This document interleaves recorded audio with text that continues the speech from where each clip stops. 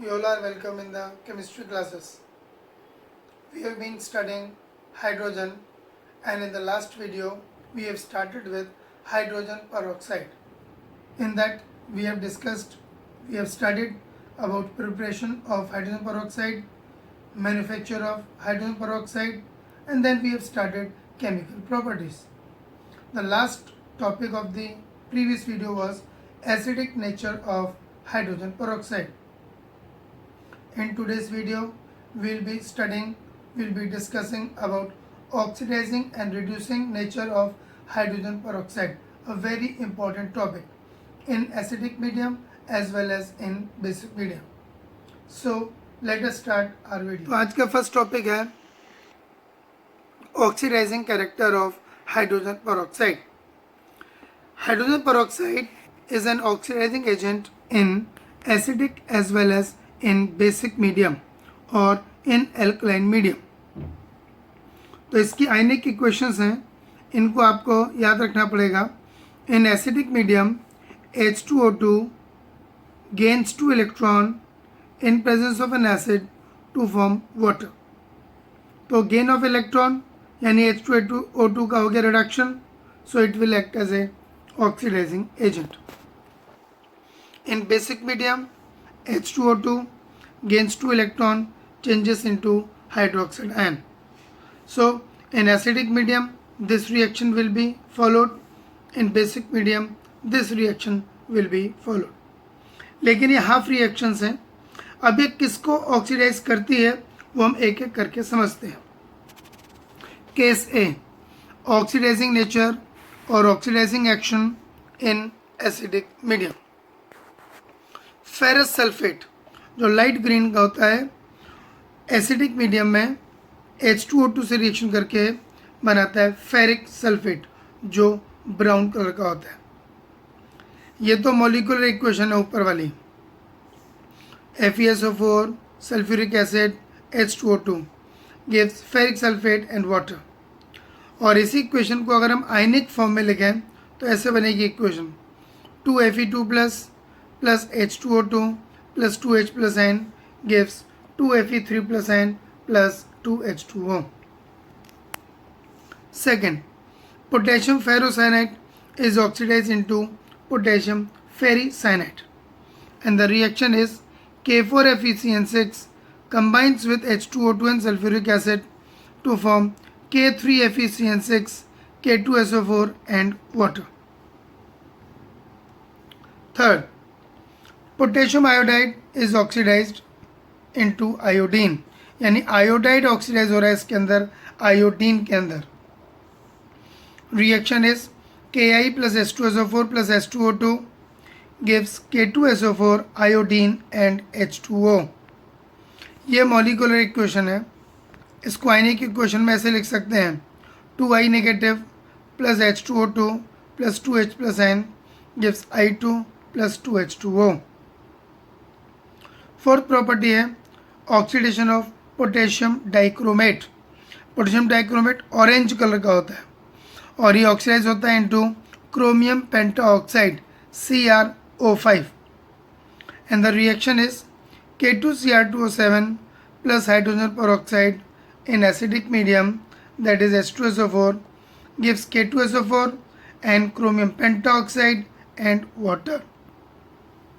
Chromium pentaoxide dissolves in ether and forms or gives a blue color. ये इसकी characteristic property है chromium pentoxide की.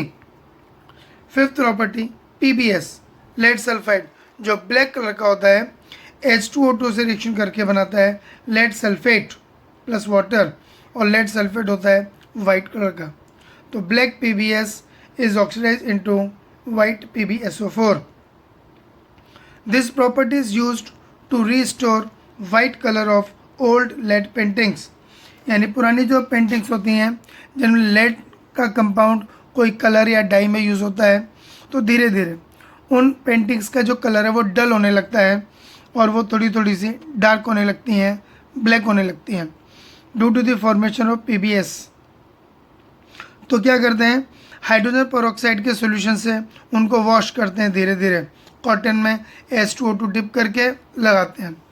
तो उससे क्या होगा कि जो ब्लैक कलर आ चुका होगा PBS की वजह से वो वाइट में यानी रिजुविनेट द कलर आ जाता है, यानी ओरिजिनल कलर डेवलप हो जाता है PbSO4 के बनने से।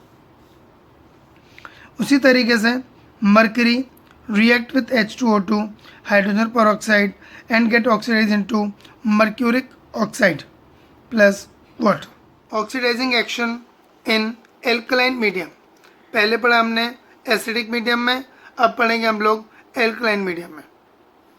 MnSO4 यानी मैंगनीज सल्फेट, इसमें Mn2+ होता है, that is oxidize into MnO2, इसमें Mn4+ होता है, तो Mn2+ is oxidized into Mn4+, and the reaction is MnSO4 plus H2O2 plus NaOH, alkaline medium है, gives MnO2 plus sodium sulfate and water। इसी को अगर आयनिक इक्वेशन के फॉर्म में लिखेंगे तो Mn2+ plus H2O2 gives Mn4+ and 2 hydroxide ions. इसी तरीके से फेरस जो लाइट ग्रीन कलर का है H2O2 से कंबाइन करके बनाता है फेरिक जो कि ब्राउन कलर का होता है प्लस OH आयन। इसी तरीके से chromium sulphate Cr2SO4 whole thrice plus H2O2 plus NaOH form sodium chromate plus sodium sulphate and water. Sodium chromate होता है येलो कलर का। NaNO2 sodium nitrite is oxidized into sodium nitrate, तो sodium nitrite plus H2O2 gives NaNO3 plus water. तो ये तो reactions हो गई as oxidizing agent. अब नेक्स्ट प्रॉपर्टी है H2O2 एज रिड्यूसिंग एजेंट और reducing nature. It is also a good reducing agent in acidic as well as in basic medium. दोनों medium में वो रिड्यूसिंग एजेंट या रिड्यूसिंग एजेंट की तरह काम करता है। रिएक्शन है in acidic medium H2O2 changes into H+ ion and O2 is release plus 2 electron, यानी लॉस ऑफ इलेक्ट्रॉन हो गया, यानी कि H2O2 की इसके अंदर ऑक्सीडेशन हो गई, तो ये अच्छा रिड्यूसिंग एजेंट हो जाएगा। इन alkaline medium H2O2 combines with OH ion forms water and O2 plus 2 electron, right. तो इसके अंदर भी H2O2 will act as a reducing agent। अब एक एक करके हम देखते हैं H2O2 किस किस को रिड्यूस करता है। केस 1 या case A, reducing action in acidic medium. 2KMnO4 potassium permanganate जो पर्पल या पिंक कलर का होता है plus H2SO4 and H2O2 gives K2SO4 MnSO4 water and 5O2, colourless बन जाता है। तो pink colour is decolourized by H2O2। इसी को आयनिक इक्वेशन में ऐसे लिख सकते हैं 2MnO4 नेगेटिव जो पिंक कलर का है, H plus acidic medium plus H2O2 gives Mn2 plus colourless water and O2। Similarly second example potassium dichromate जो कि ऑरेंज कलर का है, react with H2SO4 and H2O2 acidic medium में H2O2 to form K2SO4 chromium sulphate and water. ये जो chromium sulphate है वो green colour का होता है, यानी हम ऐसे कह सकते हैं कि orange colour of potassium dichromate is converted into green colour of chromium sulphate. इसकी आयनिक इक्वेशन है Cr2O7 2 negative plus 8H+ ion plus 3H2O2 gives chromium 3+ ion of green colour water and O2। कुछ और एग्जाम्पल हैं MnO2 plus H2SO4 H2O2, तो MnO2 हो जाएगा into MnSO4 H2O and O2। यहाँ पर Mn4+ था, कन्वर्ट हो गया Mn2+ में, तो रिडक्शन, तो H2O2 act as a reducing agent. Hydrogen peroxide react with ozone to form O2, यहाँ पे ओजोन का रिडक्शन हो गया इनटू O2। रिड्यूसिंग नेचर और reducing action in alkaline medium पीछे पड़ी थी हमने एसिडिक मीडियम में। KMnO4 जो पर्पल कलर का है या पिंक कलर का है, react with H2O2 gives MnO2 O2 water and KOH, colourless हो जाएगा। Ionic equation MnO4 negative plus H2O2 gives MnO2, O2, water and 2 OH ions. Second example ferric Fe3 plus जो brown colour का है वो basic medium में H2O2 से combine करके बनाता है Fe2 plus O2 and water. Third potassium ferricyanide K3FeCN6 plus KOH and H2O2 gives potassium ferrocyanide K4FeCN6 plus water and O2. तो यहाँ पर K3FeCN6 का रिडक्शन हो गया इनटू K4FeCN6. ठीक है, Fe का +3 से कन्वर्ट हो जाता है +2 के अंदर ऑक्सीडेशन नंबर या valency. Silver oxide plus H2O2 give silver, water and O2. तो यहाँ पे सिल्वर का रिडक्शन हो गया. Chlorine react with H2O2 plus OH negative ion alkaline medium to form chlorine and water and O2. यहाँ पे chlorine का रिडक्शन हो गया. यहाँ पर क्लोरीन की ऑक्सीडेशन नंबर है 0 से बन गया -1. यही प्रॉपर्टी H2O2 की to combine with chlorine act as antichlor in bleaching. मतलब एंटी क्लोर का मतलब होता है कोई भी ऐसा कंपाउंड जो किसी चीज़ में से क्लोरीन रिमूव कर दे. तो जब पेपर की या कॉटन की या लेनिन की ब्लीचिंग करते हैं क्लोरीन से, तो ब्लीच होने के बाद कुछ क्वांटिटी में क्लोरीन उस पेपर पल्प में या कॉटन क्लॉथ में रह जाता है. तो उसको दूर करने के लिए उस पेपर को या कॉटन को हाइड्रोजन पेरोक्साइड से ट्रीटमेंट करते हैं. तो हाइड्रोजन पेरोक्साइड उस एक्स्ट्रा क्लोरीन जितनी भी होगी उस पेपर पल्प में या क्लॉथ में उसको वो निकाल देगा. Bleaching powder CaOCl2 react with H2O2 to form calcium chloride, water and O2. Fifth property is key important, bleaching action. Hydrogen peroxide act as a bleaching agent due to the formation of nascent oxygen. H2O2 मैंने शुरू में बताया था बहुत ही unstable compound है, तो वो decompose होकर के फट से वाटर और नेसेंट ऑक्सीजन जनरेट करता है. ये नेसेंट ऑक्सीजन फिर कलरिंग मैटर से रिएक्ट करके कलरलेस मैटर बना देता है. लेकिन एक खास बात क्या है कि हाइड्रोजन पेरोक्साइड का जो ब्लीचिंग होता है वो नंबर 1 टेम्परेरी होता है और दूसरा उसको रीगेन भी कर सकते हैं कलर को. ठीक है कि नहीं, ये टेम्परेरी होता है और सॉफ्ट या डेलिकेट आर्टिकल्स को ही ब्लीच करने के काम में आता है. वो मैंने यूजेस ऑफ H2O2 मेंशन किया है as bleaching agent for delicate articles like textile, paper, pulp, straw, hair, ivory, oil etcetera. आपने रिफाइंड ऑयल देखे होंगे घरों में, जैसे कि सरसों का तेल है, उसका नेचुरल कलर होता है डार्क ब्राउन या येलो, लेकिन अगर सरसों का ही रिफाइंड ऑयल लेंगे तो वो कलरलेस होगा. तो H2O2 गैस की फॉर्म में या H2O2 को हम उस ऑयल में से पास कर देते हैं, तो जितना कलरिंग मैटर होता है उस सबको ये रिमूव कर देता है. It is also used as mild disinfectant, as mild antiseptic, specially for teeth and ears, क्योंकि इसमें बैक्टीरिया को डिस्ट्रॉय करने का प्रॉपर्टी है. It is used in preserving wine, milk etcetera. It is also used in manufacture of many compounds like sodium perborate, percarbonates, polyurethanes etc. जो कि polymers बनाने के काम करते हैं. स्ट्रक्चर ऑफ H2O2 इसको आपको याद रखना है. एंगुलर शेप होती है, प्लेन नहीं होती है. It has non planar structure और इस स्ट्रक्चर का नाम है ओपन बुक स्टाइल, जैसे कि किताब खुली होती है. ये देख लो, गैस फेज में ऐसे होता है H, O और H.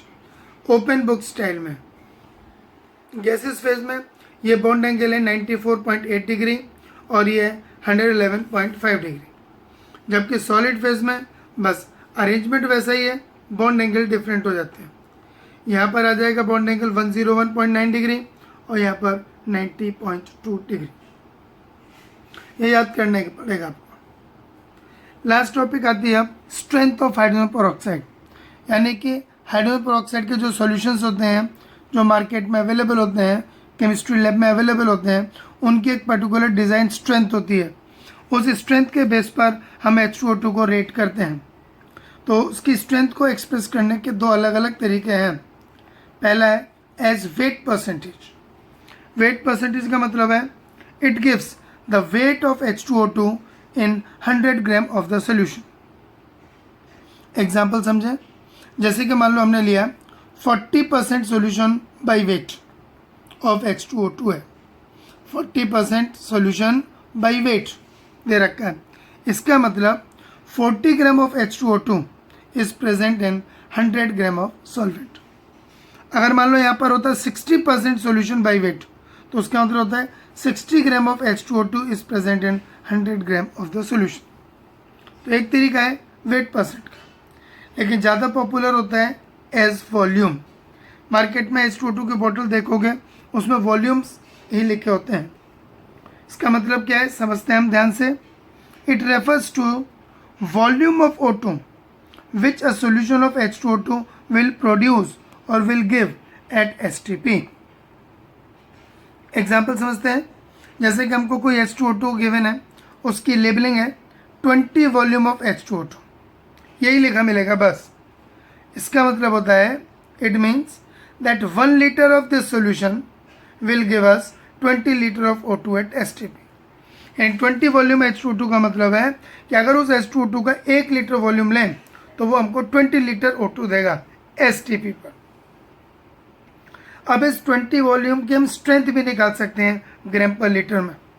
कैसे, ये देखिए, जब भी H2O2 डिकम्पोज होता है तो बनाता है वो वाटर और O2, तो उसकी बैलेंस्ड इक्वेशन है 2H2O2 gives 2H2O plus O2। 2H2O2 का मास होगा 68 ग्राम और O2 का STP वॉल्यूम होगा 22.4 लीटर या 22400। तो हम ये कह सकते हैं कि 22.4 लीटर O2 हमको मिला STP पर 68 ग्राम ऑफ H2O2 से। 22.4 litre of O2 is obtained at STP from 68 gram of H2O2। तो 1 लीटर O2 कितने से मिलेगी? 68 अपॉन 22.4। तो 20 लीटर अगर हमको O2 मिल रही है तो उसकी स्ट्रेंथ क्या होगी? इंटू 20, तो होगा 60.7। कहने का मतलब है the strength of 20 volume O2 H2O2 is 60.7 ग्राम पर लीटर। यानी अगर कोई H2O2 का लेबलिंग है 20 वॉल्यूम, तो इसका मतलब है कि उसके अंदर 60.7 ग्राम H2O2 है 1 लीटर सॉल्यूशन। एक डायरेक्ट फॉर्मूला भी है, अगर हमको मोलैरिटी और नॉर्मेलिटी दे रखी है, strength of H2O2 is equal to molarity into molar mass और strength is equal to normality into equivalent mass.